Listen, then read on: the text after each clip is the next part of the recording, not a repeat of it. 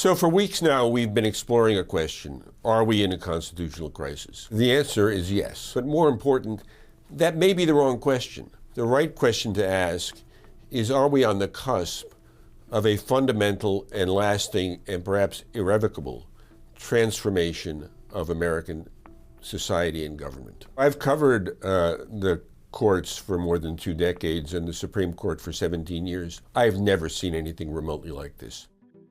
The sheer volume of executive orders signed by President Trump and the more than 100 challenges to them in the courts seem to be overwhelming the system.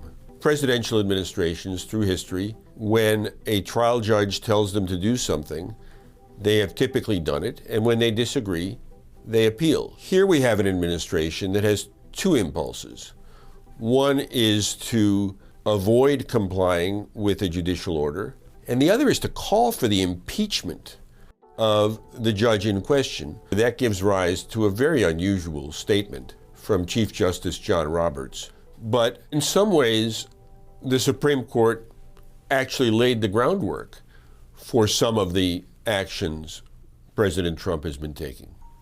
In July, the Supreme Court gave President Trump substantial immunity from charges that he had tried to overturn the 2020 election. That's important, but it's nowhere near as important as some statements in the decision that laid out a vision of the presidency in which the president has unchecked power in many realms of his job. And that ruling certainly seems to have emboldened President Trump in his second term. He is asserting a kind of power over American society that we've not seen before in our history.